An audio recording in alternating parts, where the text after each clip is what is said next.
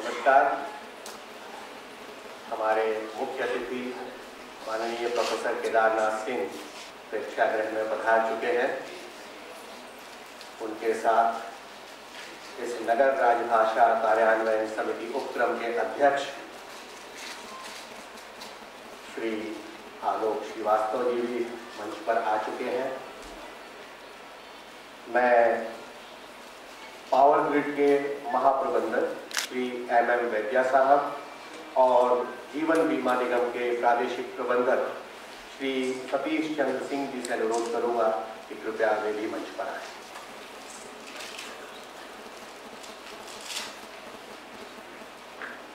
जैसा कि आप जानते हैं, यह नगर राजभाषा कार्यान्वयन समिति का भाषा उत्सव है। इसकी अर्धवार्षिक बैठक है और साथ में पुरस्कार वितरण का समारोह भी है। और हमें इस बात का बहुत गर्व है कि देश के जाने माने कवि न केवल हिंदी के बल्कि भारतीय भाषाओं के विशिष्ट कवि माननीय प्रोफेसर केदारनाथ सिंह जी ने आज मुख्य अतिथि होकर हमारे कार्यक्रम में आना स्वीकार किया है।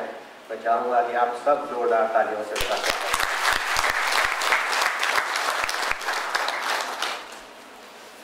अब मैं सबसे पहले हमारे समिति के अध्यक्ष महोदय से अनुरोध करूंगा कि वे हमारे आज के मुख्य अतिथि और शीर्ष स्थानीय हिंदी कवि प्रोफेसर केदारनाथ सिंह जी को पुष्प और अंगवस्त्र देकर उनका सम्मान करें।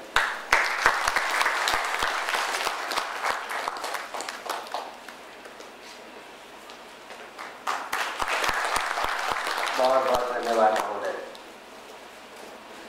अब मैं सुश्री देवश्री दत्ता से अनुरोध करूंगा कि वे हमारे इस कार्यक्रम के अध्यक्ष और नगर राजभाषा कार्यान्वयन समिति के भी अध्यक्ष श्री आलोक श्रीवास्तव जी को पुष्पगुच्छ देकर उनका स्वागत करें।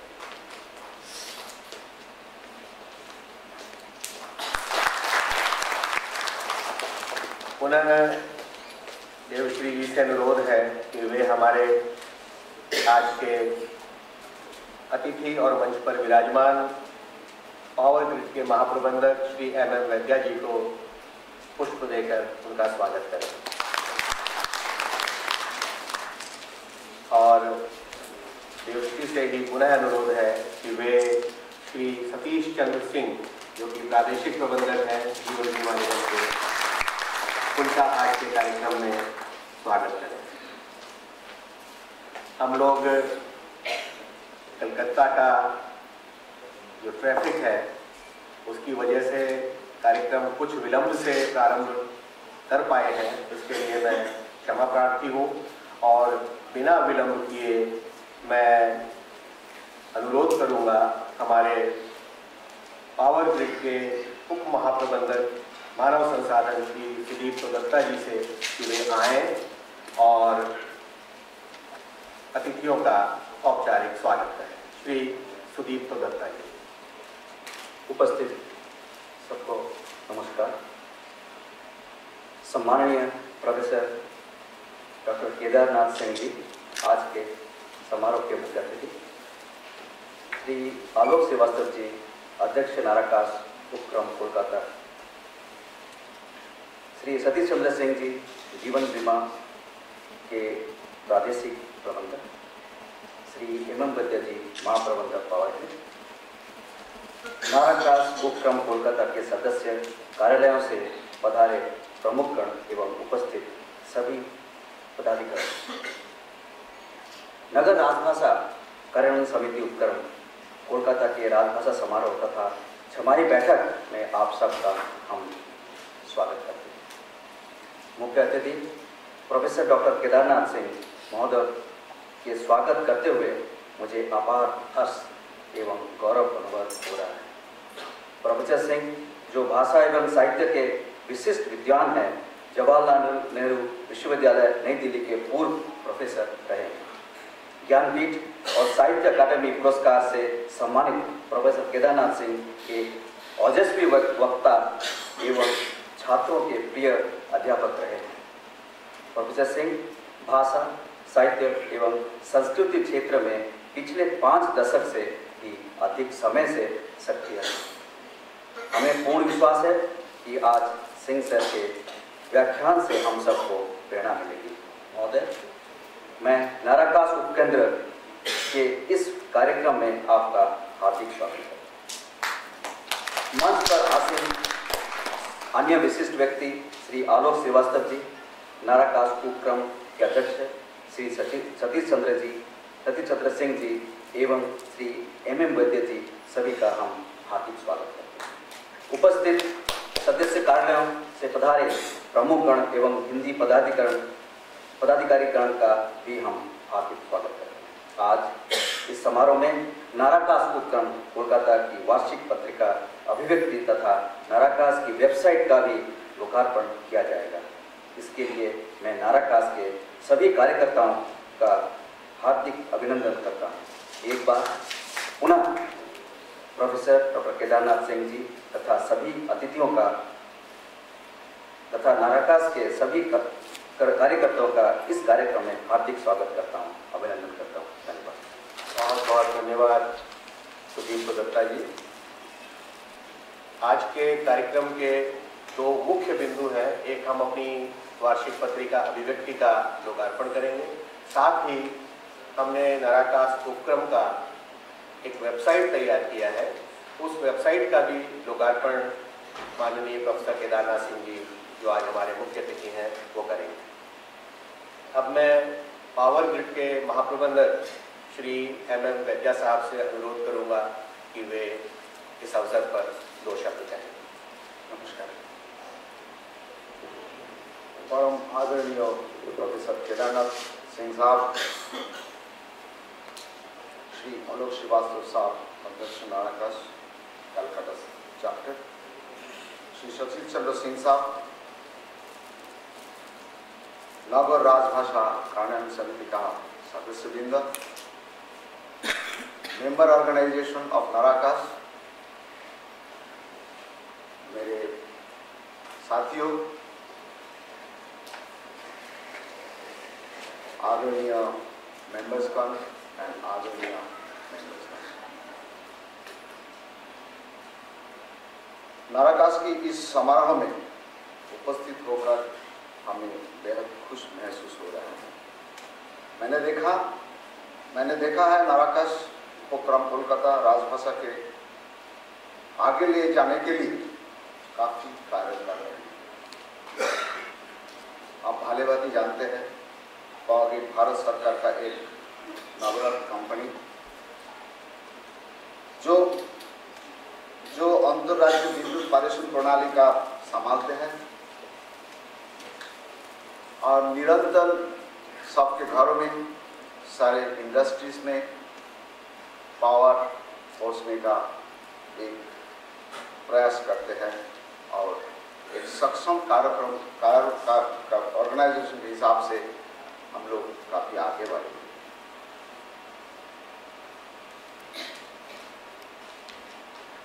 %50 के अधिक देश की जो विद्युत उत्पादन होती है वो पावर ग्रिड का नेटवर्क के थ्रू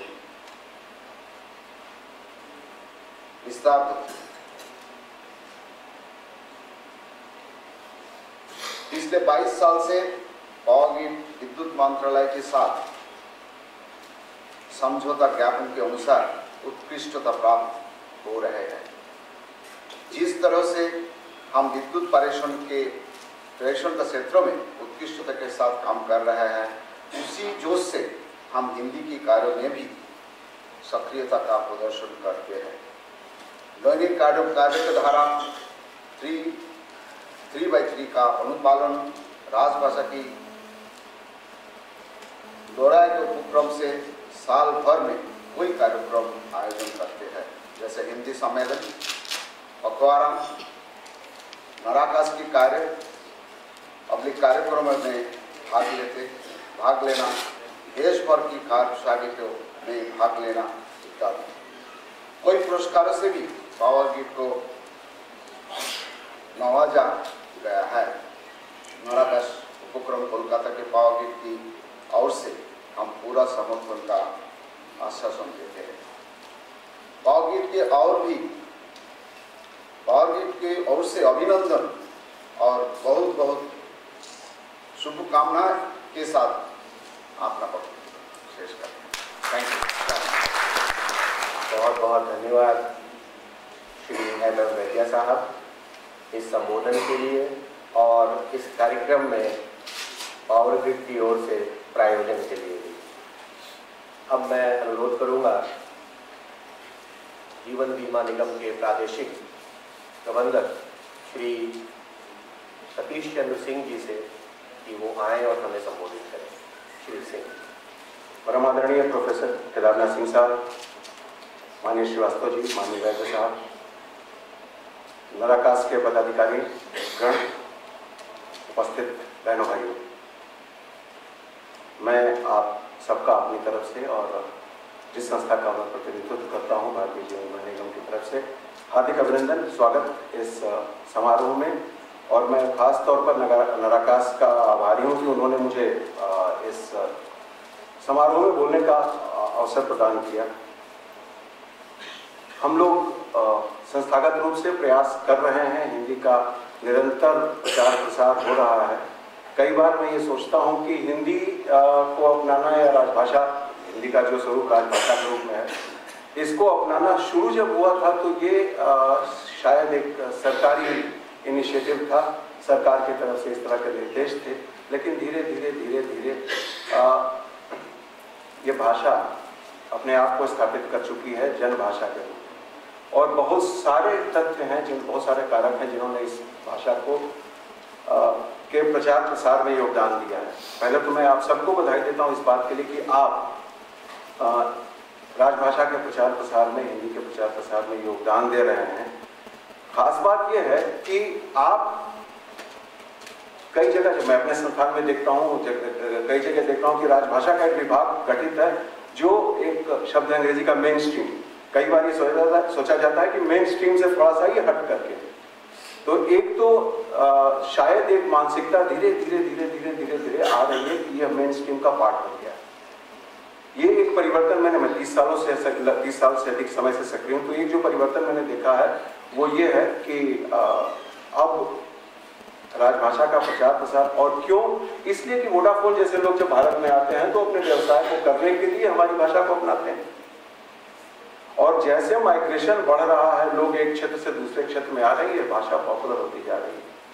लेकिन मित्रों, मैं स्ट्रक्चर्ड भाषण नहीं दे रहा हूँ, मैं एक बात आपसे एक शेयर करना चाहता हूँ। मेरे एक मित्र हैं, हिंदी के लेखक हैं, प्रवासी हैं, वो रहते हैं ब्रिटेन में, तेजन शर्मा जी। तो वो हर वर्ष एक इंदु शर्मा कथा सम्मान आयोजित करते हैं लंदन में, और मैं भारतीय जीवन बीमा निगम की तरफ से 2001 से 2006 तक 5 वर्षों तक वहाँ पोस्टेड था। तो एक बार एक और हिंदी के लेखक है विभूति नारायण राय साहब, उनका सम्मान हुआ था, इंदु शर्मा कथा सम्मान। तो उस समय हम लोग बैठ करके, मैंने उनको अपने घर पे बुलाया था डिनर पे। तो शाम को ये बात हो रही थी कि हिंदी को सबसे ज्यादा किसने प्रचारित किया। तेज भाई ने कहा कि आप माने या ना माने, हिंदी के प्रचार प्रसार में सबसे ज्यादा योगदान हिंदी सिनेमा का है। और साथ साथ उन्होंने कहा कि मैं ये कहता हूँ कि साहब, आपके जो समालोचक हैं या आप लोग जो कि पढ़े लिखे हैं, जो हिंदी साहित्य, मैंने हिंदी साहित्य पढ़ा है, हिंदी साहित्य जिन्होंने पढ़ा उनके मन में एक पूर्वाग्रह है या दुराग्रह है कि हम जिसको पल्प फिक्शन कहते हैं, जैसे अगर आप उस जनरेशन के जो लोग हैं जानते होंगे गुलशन नंदा, आप उसको पल्प फिक्शन मानते हैं, उसको सम्मान की निगाह से नहीं देखते हैं। लेकिन क्या आपको मालूम है कि हिंदी के प्रसार में उनका कितना योगदान है? मैं बड़े चक्कर में पड़ गया। हमने कहा यार तेज भाई, मैं आपकी बात को स्वीकार नहीं कर सकता कि उसको प्रॉपर साहित्य का दर्जा दिया जाए। अभी थोड़े दिन पहले तेज भाई फिर हिंदुस्तान आए थे, अभी मतलब 25 तारीख को लौटे हैं, करीब 3 हफ्ते तक थे। तो उनसे फिर मुलाकात हुई। उन्होंने कहा कि सतीश जी, मैं आपसे एक बात कहता हूँ कि एक बार फिर अपने पूर्वाग्रह को त्याग करके और एक चीज सोचिए। और मित्रों, मैं आपके सामने ये बात रख रहा हूँ। उनका कहना था कि देखिए, आज की तारीख में नई पीढ़ी के लिए बहुत पॉपुलर लेखक हैं एक चेतन भगत साहब। आप अगर, अब तो गुलशन नंदा अपने बंदों के गुलशन नंदा को मरे भी पता नहीं कितना वक्त हो गया। आज चेतन भगत को के पॉपुलराइजेशन में उनकी किताबों के अलावा उनकी किताबों पर बनी फिल्में 3 इडियट्स और 2 स्टेट्स खासतौर पर बड़ी हिट हुई। तो तेज भाई का ये कहना था कि आप गुलशन नंदा को आप चेतन भगत से कंपेयर करें और गुलशन नंदा के लेखन पर जो फिल्में बनी थी, खिलौना, शर्मिली, काजल वगैरह वगैरह बहुत सारे, मतलब झील के उस पार बहुत सारे, और सभी सुपरहिट फिल्में थी। तो उनका प्रश्न ये था कि क्या वजह है कि आप गुलशन नंदा को सम्मान का स्थान देने के लिए तैयार नहीं है, लेकिन Chetan Bhagat times of India में भी लिखते हैं, चेतन भगत तमाम टीवी चैनल्स पर भी जाते हैं और चेतन भगत को आप सम्मान से देखते हैं। कहीं ये पूर्वाग्रह तो नहीं कि हिंदी के मुकाबले अंग्रेजी श्रेष्ठ भाषा है? मुझे इस बात से डॉक्टर सिंह सर, मुझे इस बात में सोचने को विवश किया कि कहीं ना कहीं राजभाषा के प्रचार में जो चीज बाधा बनकर के सामने आती है, वो कहीं ना कहीं हमारे मन के अंदर अंग्रेजी की श्रेष्ठता का दंभ कहिए या एक ग्रंथि है जो कि अंदर बैठी हुई। जिस दिन हिंदुस्तान ने ये ग्रंथि छोड़ दी, उस दिन राजभाषा को स्थापित करने के लिए सरकारी प्रयास की जरूरत नहीं पड़ेगी, ये दिल से निकलेगी। मैं चूंकि भारतीय जीवन बीमा निगम से संबंधित हूँ, हम लोग ज्यादातर हमारे मार्केटिंग का, विपणन का जो कार्य होता है उसमें एजेंट्स की मीटिंग को एड्रेस करना होता है। अब साहब ये है कि अंग्रेजी संपर्क, हिंदी के विकल्प के रूप में अंग्रेजी संपर्क भाषा बने। मैं चेन्नई में एजेंट्स की एक मीटिंग एड्रेस कर रहा था और मैं आपसे बहुत मतलब बगैर किसी प्रकार का असम्मान दर्शाए, क्योंकि हमारा अभिकर्ता जो होता है जिस प्रोफेशन में उसमें वो बहुत अच्छा होता है, हो सकता है कि उसका एकेडमिक इंडेक्स उतना हाई ना हो भाषा के मामले में।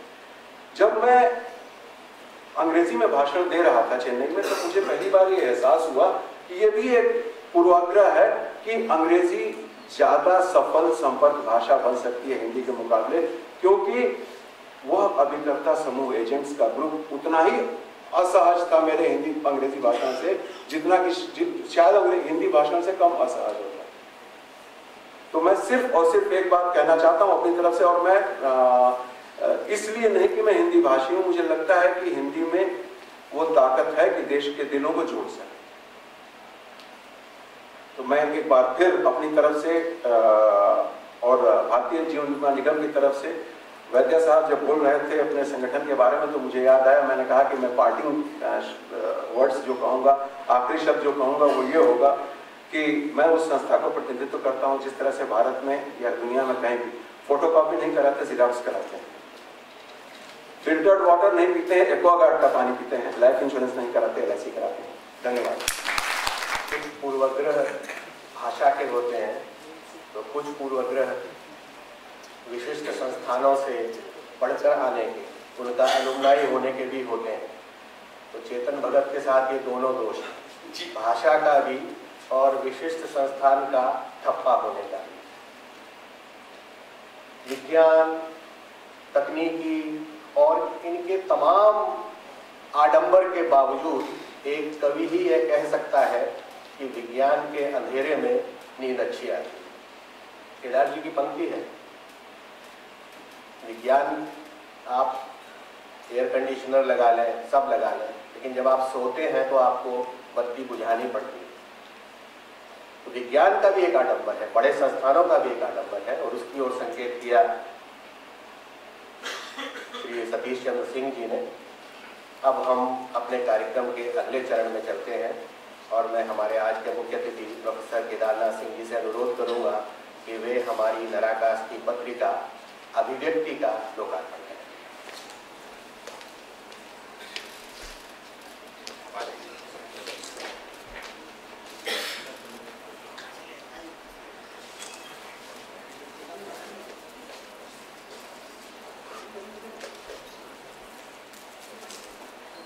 आज तक ये बात नहीं समझ पाया कि जब पुस्तक का लोकार्पण करना होता है, उसे खोलना होता है, तो उसको थोड़ा सा चिपकाना ही पर्याप्त है। हम लोग इतना सारा क्यों उसको चिपकाते हैं?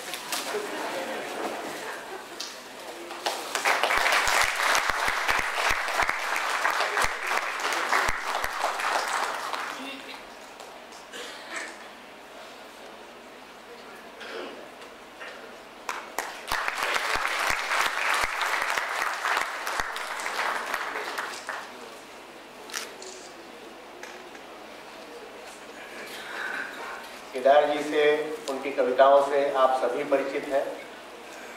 फिर भी क्योंकि एक बड़े व्यक्तित्व में कुछ ऐसे प्रेरणा बिंदु होते हैं जो हम सबको कहीं न कहीं अनुप्रेरित करते हैं। मैं चाहूँगा कि मैं थोड़ा बहुत केदार जी के बारे में आपको बताऊँ। 7 जुलाई 1934 को उत्तर प्रदेश में बलिया जिले के एक गांव चकिया में आपका जन्म हुआ। काशी हिंदू विश्वविद्यालय से आपने पढ़ाई की, MA PhD वहीं से की। दिल्ली के जवाहरलाल नेहरू विश्वविद्यालय में लंबे समय तक आप पढ़ाते रहे और भारतीय भाषा विभाग के अध्यक्ष भी रहे। केदार जी की प्रतिष्ठा हिंदी के ही नहीं, भारतीय भाषाओं के जो बड़े कवि हैं उनमें है, और एक अध्यापक के रूप में भी, एक छात्र वत्सल अध्यापक के रूप में जैसी उनकी ख्याति रही है, वह बहुत कम अध्यापकों को मिल पाती है। उन्हें मान्यता भी भरपूर मिली है।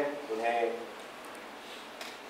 व्यास सम्मान मिला है, केरल का कुमारनाशन सम्मान मिला है, साहित्य अकादमी सम्मान मिला है, और भारत का सर्वोच्च साहित्य पुरस्कार जो है भारतीय ज्ञानपीठ पुरस्कार भी उन्हें मिल चुका है। मैं एक बार पुनः चाहूँगा कि आप सब जोरदार तालियां दें।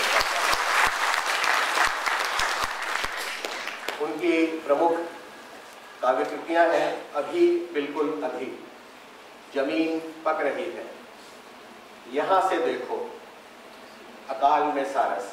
इसी काव्य संकलन पर आपको साहित्य अकादमी पुरस्कार मिला था। ऐसे केदार जी आज हमारे बीच हैं। हमें उन्हें सुनने का सौभाग्य प्राप्त होगा, तो मैं उन्हें सादर आमंत्रित करता हूँ कि भाषा जैसे विषय, भाषा और साहित्य के वो अधिकारी विद्वान हैं, वो आए और हमें संबोधित करें। सभा के अध्यक्ष सम्मान्य श्री आलोक श्रीवास्तव जी, मंच पर आसीन अन्य बंधु और राजभाषा के ध्वजवाहक मित्रों, मैं इस कार्यक्रम के लिए कलकत्ता नहीं आया हूँ, पकड़ लिया गया हूँ। और प्रियंकर परिवार से जो मेरे संबंध हैं उसके चलते अचानक उन्होंने 2-3 दिन पहले मुझसे ये अनुरोध किया कि इस कार्यक्रम में आपको आना है। राजभाषा कर्मियों के सम्मेलन होते रहते हैं। जिस विश्वविद्यालय में मैंने बरसों काम किया है वो भी एक सरकारी उपक्रम है, केंद्र सरकार का जवाहरलाल नेहरू विश्वविद्यालय देश के प्रमुख विश्वविद्यालयों में से एक है। राजभाषा का एक सेक्शन वहाँ भी है, तो उसका लंबे समय तक मैं निर्देशक जैसा कुछ समझ लीजिए। वैसे तो हिंदी विभाग में प्रोफेसर और अध्यक्ष रहा हूँ, लेकिन राजभाषा विभाग को भी देखना, संचालित करना, जो कह लीजिए, करना पड़ता था मुझे। कुछ वर्षों तक किया। अब जवाहरलाल नेहरू विश्वविद्यालय से जिनका परिचय होगा या उसके बारे में जिन लोगों ने ज़्यादा सुना होगा, तो वहाँ तो अंग्रेजियत का माहौल।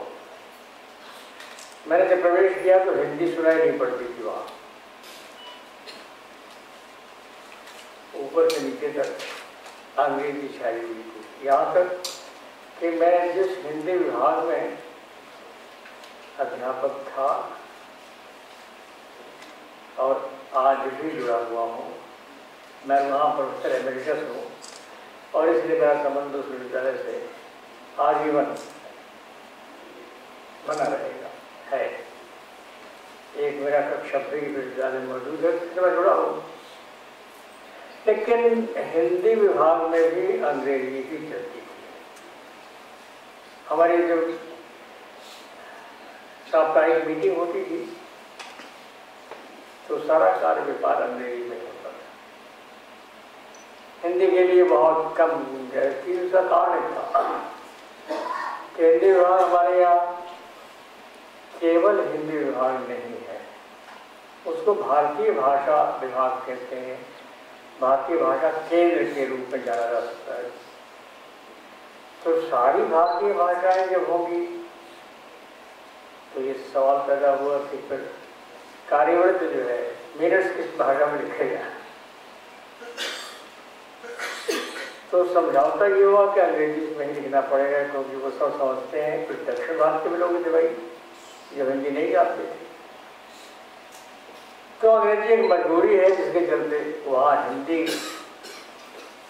विभाग में भी, हिंदी बात तो नहीं कहूँगी, भारतीय भाषा विभाग है, भारतीय भाषा केंद्र की मध्यवर्ती भाषा केंद्रस्थ भाषा जो थी वो अंग्रेजी, ये लंबे समय तक रहा। ये कुछ मजबूरियाँ हमारी हैं। मैं जब भी राजभाषा कर्मियों के ऐसे सम्मेलन में जाता हूँ, भाषण तो नहीं जाता हूँ, रिवाइज करता हूँ, क्योंकि एक पीड़ा है हम सबके मन में कि इतने वर्षों के बाद भी राजभाषा कागज में तो है, उससे आगे कहा केंद्र में कहा, पार्लियामेंट की बहसें काफ़ी कुछ हिंदी में भी होती है। हमारे प्रधानमंत्री बहुत अच्छी हिंदी बोलते हैं और हिंदी के माध्यम से विदेशों में भी बोलते हैं और अपनी बात कह देते हैं। इस सबके बावजूद हिंदी वो जगह से नहीं पा सकी है जो उसे मिलनी चाहिए। मेरे यहाँ आपके यहाँ में तो बताओ, पता नहीं वो परंपरा है कि नहीं, कि पार्लियामेंट की एक समिति आती है कभी जांच पड़ताल करने के लिए, यहाँ भी आती होगी। तो मैं जिस में प्रोफेसर था और राजभाषा विभाग देख रहा था अपने विश्वविद्यालय में, तो एक संसदीय समिति आई।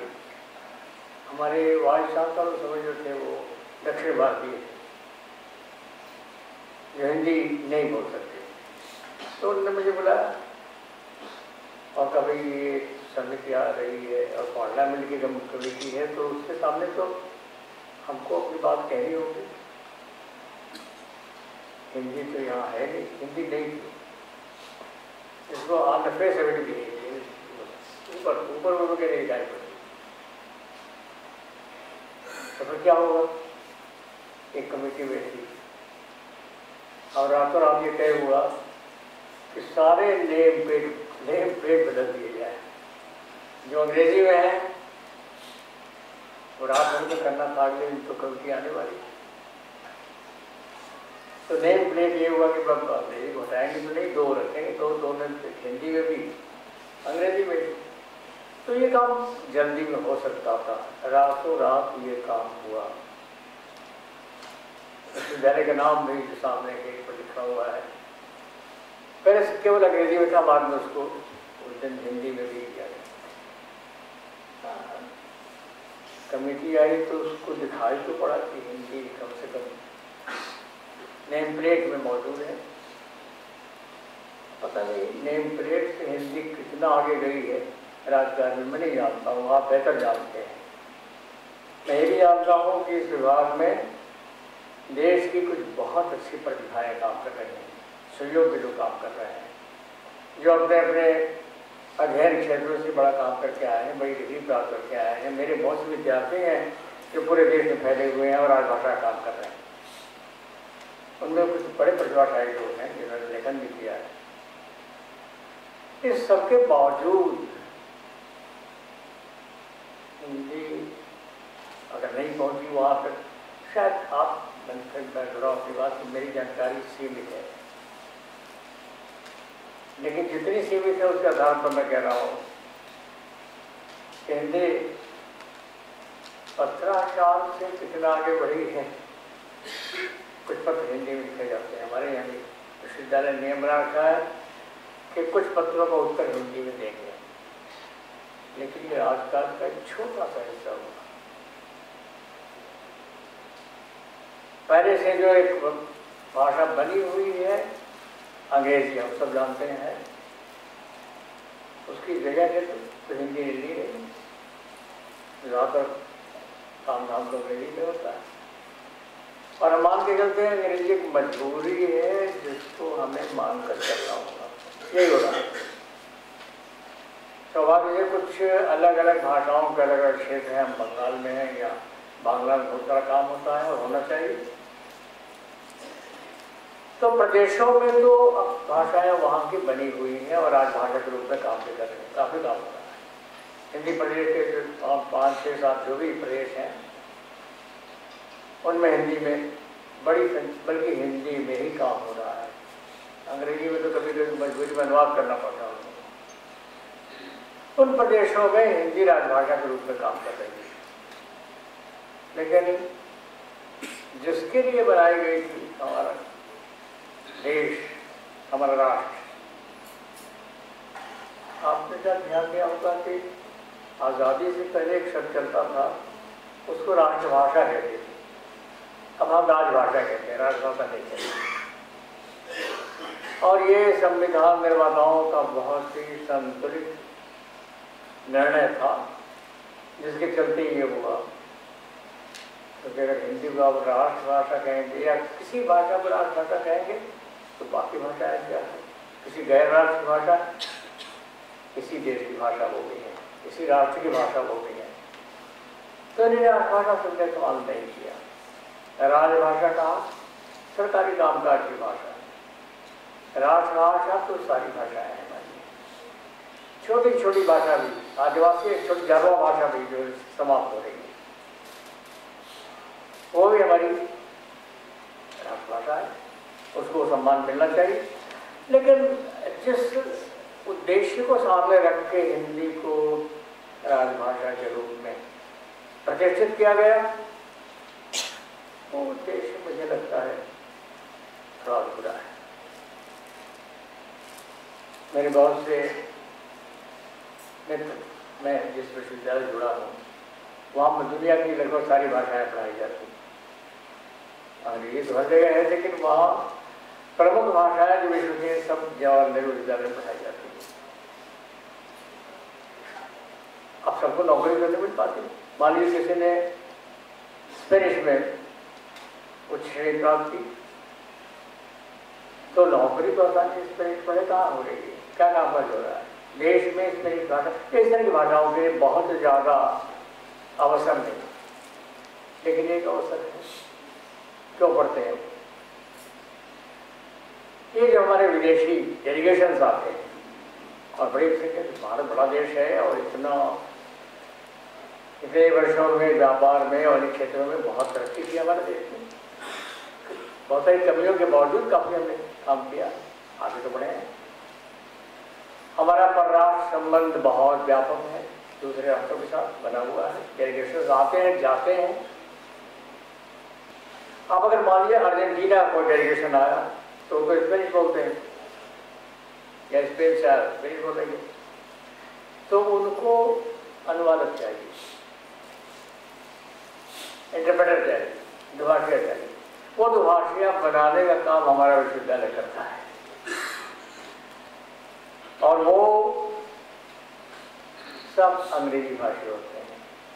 वो स्पेनिश का अनुवाद हिंदी में नहीं करेंगे, अंग्रेजी में करेंगे, क्योंकि अंग्रेजी में ही बात लोगों की समझ में आती है।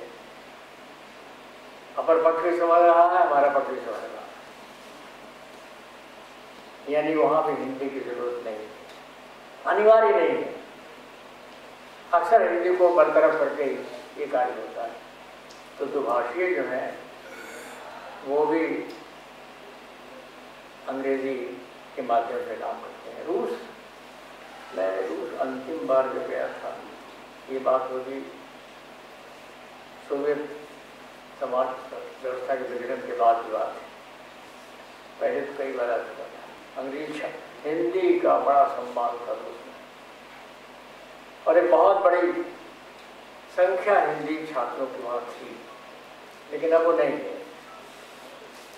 अब तक मॉस्को यूनिवर्सिटी में एक छोटा सा हिंदी पठन पाठन का केंद्र है, हिंदी पढ़ाई जाती है। लेकिन मेरे मित्र जो सौभाग्य से अभी जीवित हैं, वेरी ओल्ड, मैंने कहा कि वो 95 के आसपास होंगे, चेलिशेव ने कहा कि देखिए हमने बहुत परिश्रम करके हिंदी को यहाँ स्थापित किया था सोवियत जमाने में, और एक बड़ी संख्या में छात्र भर के पूरे हमारे विश्वविद्यालय जो है और उसके कई विद्यालयों में हिंदी की पढ़ाई होती थी। अब हम हिंदी की पढ़ाई को बड़े पैमाने पर नहीं कर रहे हैं क्योंकि जरूरत है। आपका डेलीगेशन है तो हिंदी में बात करेगा नहीं, वो तो अंग्रेजी में। आपका राजदूत आएगा तो अपना जो भी परिचय पत्र पेश करेगा वो हिंदी में नहीं होगा, वो अंग्रेजी में होता है, बोलेगा अंग्रेजी। हमको इंटरप्रेटर अंग्रेजी माध्यम वाला चाहिए, हिंदी माध्यम वाला नहीं चाहिए। हिंदी की पढ़ाई का मोटिव भी है तो अध्यापन क्षेत्र में जाके हम पढ़ाएं तो क्या उपयोग है उसकी, यानी हिंदी सिकुड़ी है, थोड़ा दायरा उसका संकुचित हुआ है। ये कहीं न कहीं हमारी व्यवस्था में, सरकार में, कोई एक सरकार नहीं, सारी सरकारों में उस इच्छा शक्ति का लगातार अभाव रहा है और आज बना हुआ है, आज भी बना हुआ है, समाप्त नहीं हुआ। थोड़ा फर्क हो सकता है लेकिन बना हुआ है, जिसके चलते राजभाषा या राजभाषा हिंदी ठीक तरीके से लागू नहीं। मेरा आकलन यही है, इसमें आप कुछ और तथ्यों को जानते हो, मुझसे बेहतर जानते हो, मैं बात कह रहा हूँ, लेकिन मेरी जानकारी है राजभाषा के क्षेत्र में आपने कितना बड़ा काम किया मैं जानता हूँ।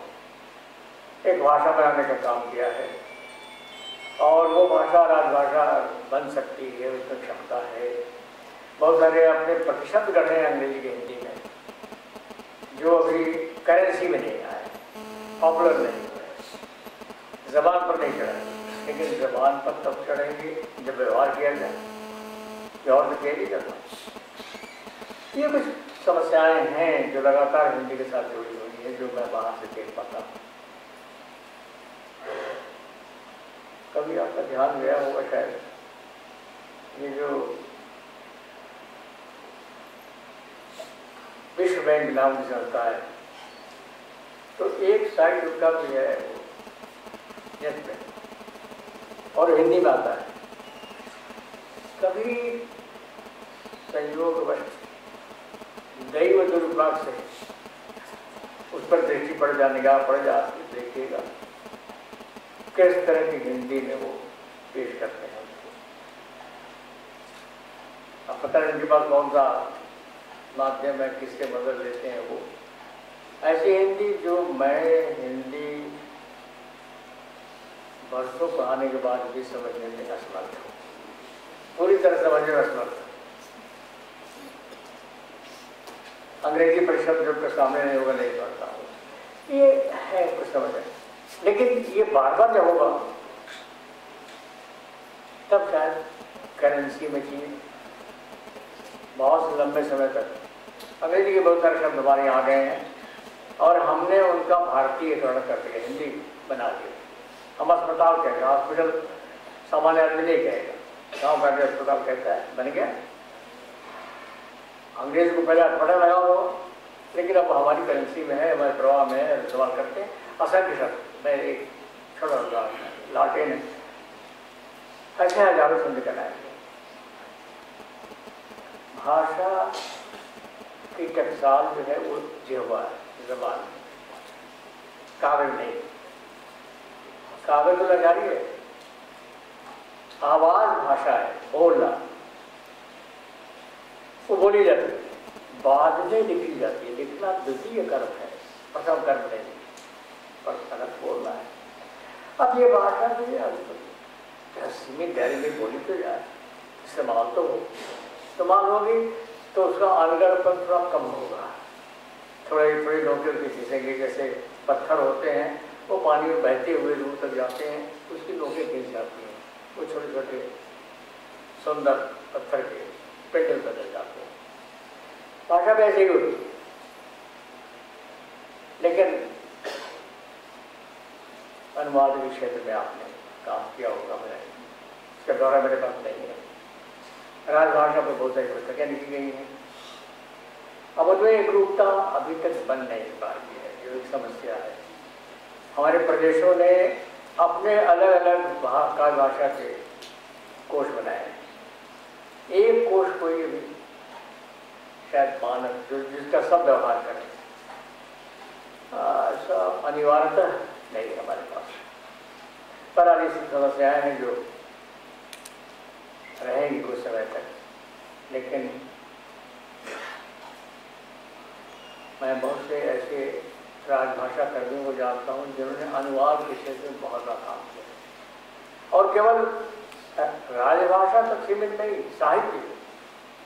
मेरे एक छात्र हैं जो इस समय वर्धा विश्वविद्यालय के हिंदी, महात्मा गांधी हिंदी वर्धा विश्वविद्यालय के कुल सचिव हैं, और राजभाषा पद से रिटायर होने के बाद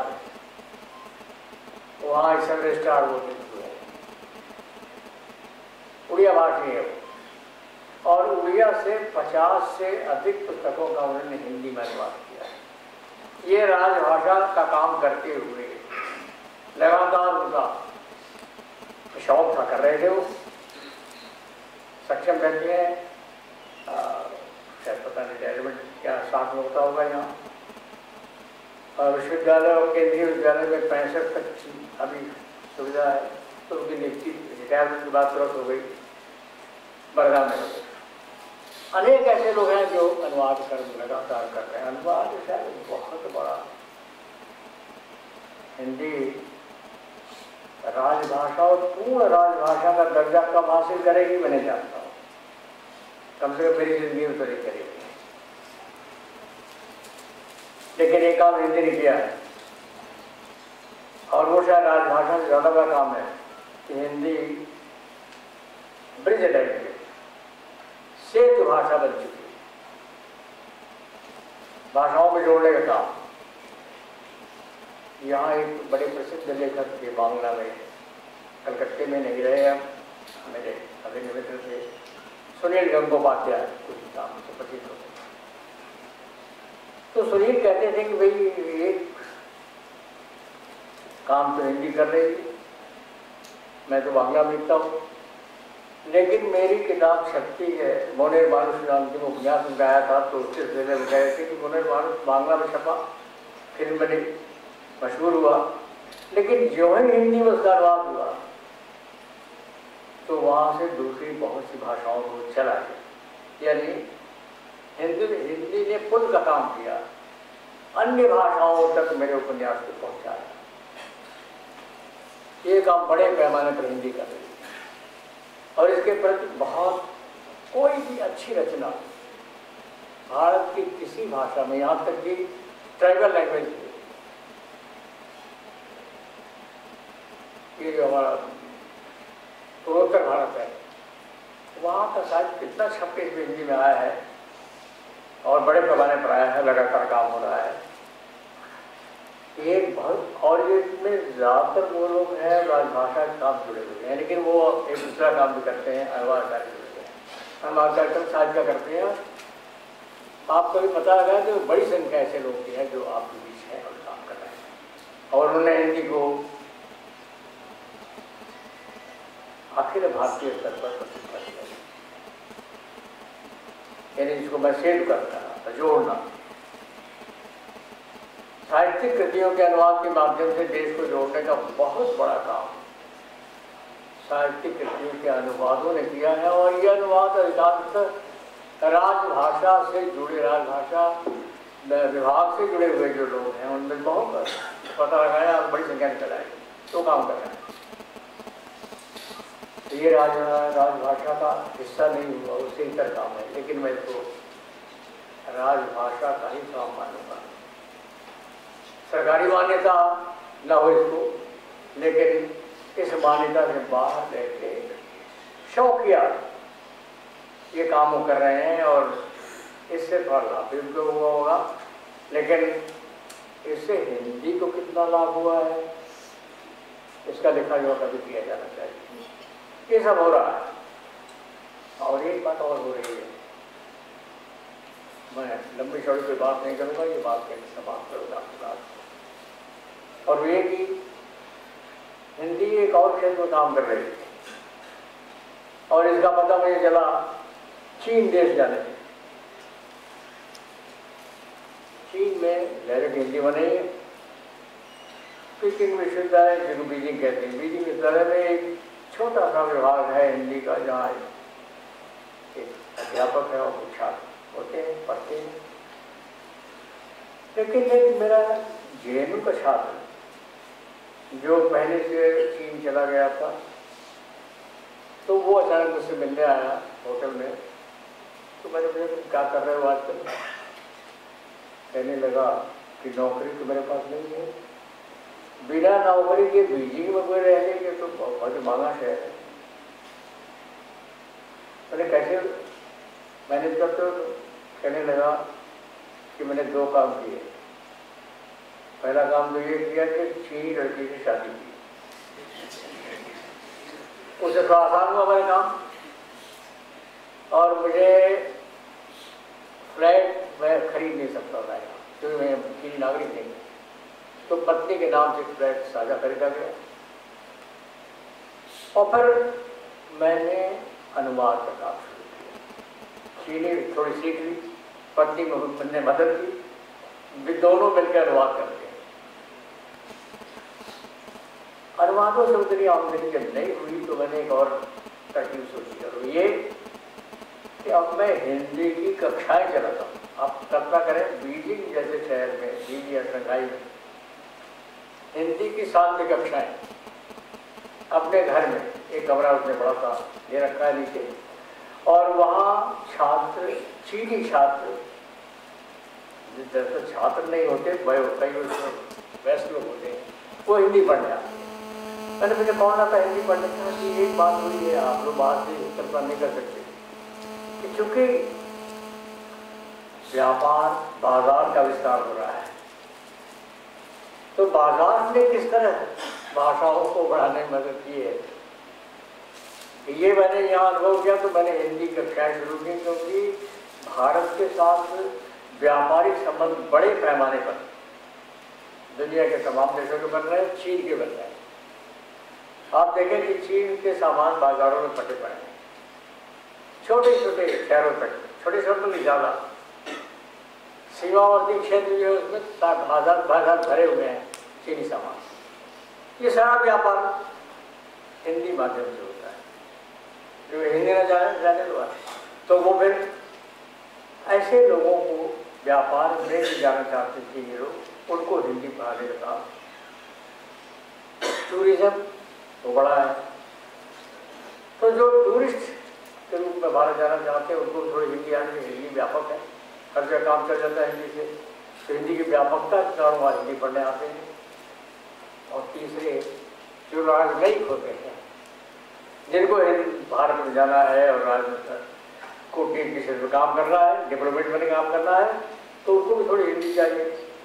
ये 3 प्रकार के लोग आते हैं हमारे यहाँ पढ़ने, अच्छी खासी फीस भी अदा करते हैं, और इस रूप में हिंदी का विस्तार लगातार हो रहा है। मुझे छोटा मोटा अनुवाद चीनी और हिंदी का करना पड़ता है, वो मैं करता हूँ। और ये नए क्षेत्र हैं जहाँ भाषा हिंदी काम कर रही है। मैं राजभाषा विभाग में ये बातें सिर्फ इसलिए कह रहा हूँ कि शायद हिंदी इस क्षेत्र में तो सारी सदिच्छा और आपके सारे परिश्रम और प्रतिभा के बावजूद वो ऊंचाई हासिल नहीं कर सकी, और पूरे भारत को जोड़ने का वो सपना पूरा नहीं हम कर पाए। हमारा दोष है, हमारे देश की जो नीति है उसमें कहीं कोई असंगति इसके चलते।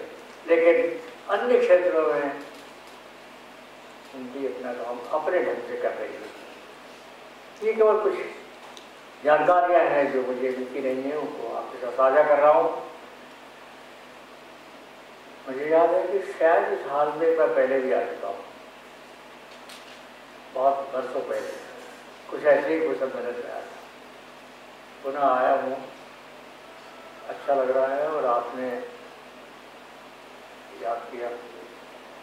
थोड़ा आने में विलम्ब हुआ, उसको बर्दाश्त भी किया आपने, क्योंकि दिल्ली में तो जाम होता ही होता है, कलकत्ते में भी जाम बहुत भयानक,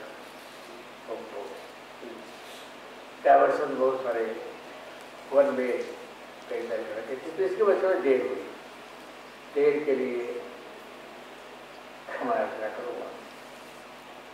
और हम नववर्ष कहते हैं इसको, जिसका भी वर्ष हो।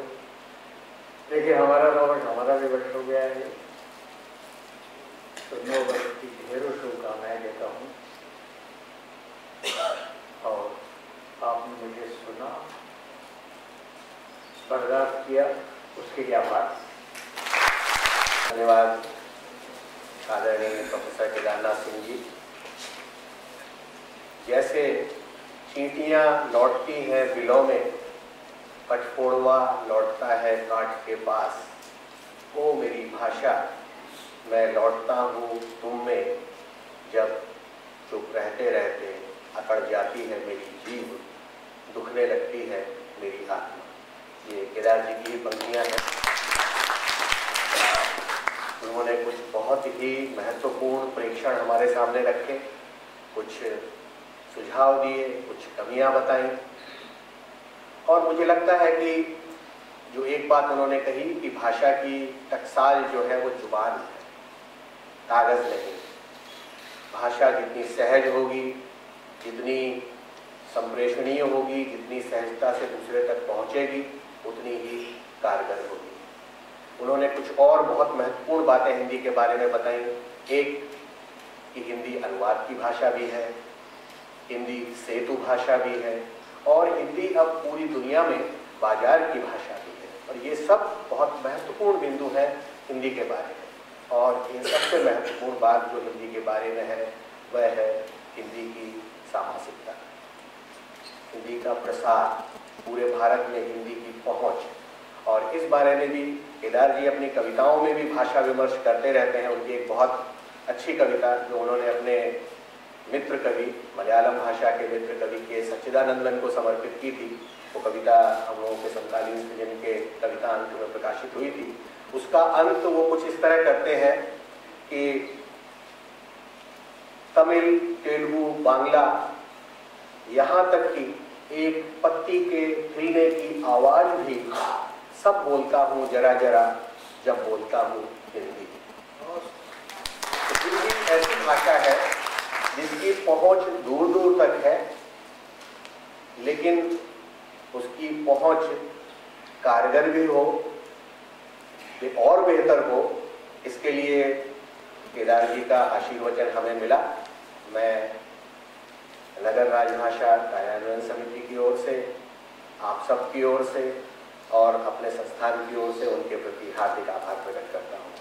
और इसके साथ ही समिति के अध्यक्ष महोदय से अनुरोध करता हूँ कि वो केदार जी को हम सब की ओर से एक स्मृति चिन्ह भेंट करें।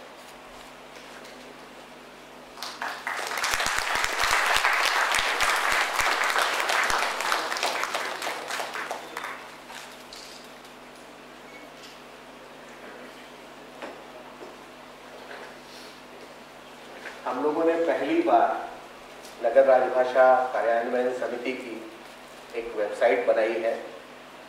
बहुत ही खूबसूरत वेबसाइट है, जिसमें हमारे कार्यकारी दल के जो सदस्य हैं डॉक्टर वी.एम. बरेजा, उनका बहुत महत्वपूर्ण योगदान रहा है। तो इसके पहले कि हम केदार जी से अनुरोध करें कि वो हमारी वेबसाइट का लोकार्पण करें, मैं समिति के अध्यक्ष माननीय श्री आलोक श्रीवास्तव जी से अनुरोध करूंगा कि वो अध्यक्षीय अभिभाषण के लिए आए। आज के इस कार्यक्रम के मुख्य अतिथि प्रोफेसर केदारनाथ सिंह, प्रादेशिक प्रबंधक भारतीय जीवन बीमा निगम श्री सतीश चंद्र सिंह, महाप्रबंधक श्री एम राय व उप महाप्रबंधक Shri Sudeep Datta, power grid of India limited, राजभाषा विभाग के उपस्थित अधिकारीगण, समिति के सभी मान्य सदस्य कार्यालय के वरिष्ठ अधिकारियों, हिंदी अधिकारियों, प्रेस और मीडिया सहायक प्रतिनिधिगण तथा अन्य सभी महानुभावों, मैं सर आप सभी का अभिनंदन करता हूँ। वर्ष 2014-15 के दौरान पूर्व काज क्षेत्र के अंतर्गत राजभाषा कार्यान्वयन के क्षेत्र में सर्वश्रेष्ठ कार्य निष्पादन के लिए हमारी समिति को भारत सरकार गृह मंत्रालय राजभाषा विभाग द्वारा प्रथम पुरस्कार से सम्मानित। इस उपलब्धि पर मैं आप सभी को बधाई देता हूँ और आप सभी की हिंदी के प्रति की समर्पित भावना की प्रशंसा करता हूँ। यह वास्तव में इस समिति के लिए एक बड़ी उपलब्धि है और ऐसा लग रहा है कि हिंदी का प्रयोग आस्ते आस्ते एक गति पा रहा है। व्यवसाय में भी इसका प्रयोग बढ़ रहा है, फिर भी इसके प्रचार प्रसार के लिए हमें एफर्ट आगे करते रहना चाहिए। भारतीय संविधान की मूल भावना के अनुसार कार्यालयीन प्रचार और राउटिंग इत्यादि में केवल हिंदी का प्रयोग होना चाहिए। जितना अधिक काम जनता की भाषा में होगा उतना ही अधिक प्रशासन में पारदर्शिता आएगी। हिंदी में काम करना स्वप्रेरणा से ही संभव है। भाषा को प्रश्न को लेकर हमारी मानसिकता तो बदल रही है पर आदत नहीं बदल रही है। हमें हिंदी के लिए कुछ लकीर से हटकर भी सोचना चाहिए और काम करना चाहिए। आजकल कंप्यूटर एक टूल है जिसने काफ़ी चीज़ों में मदद करता है। हिंदी में उसकी काफ़ी उपयोगिता है और इसके प्रयोग को और सहज बनाता है। मैं आज के समारोह के मुख्य अतिथि प्रोफेसर केदारनाथ सिंह के प्रति विशेष रूप से आभारी हूँ जिन्होंने हमारा अनुरोध स्वीकार किया और आज के इस कार्यक्रम में पधार के अपने बहुमूल्य विचारों से हम सभी को का मार्गदर्शन किया। मैं केंद्रीय कांच व सिरामिक अनुसंधान व power grid corporation of India limited के प्रबंधन के प्रति समिति की ओर से बैठक के आयोजन में सहयोग प्रदान करने के लिए आभार प्रकट करता हूँ और आशा करता हूँ कि भविष्य में भी समिति को आपका इस प्रकार सहयोग मिलता रहेगा।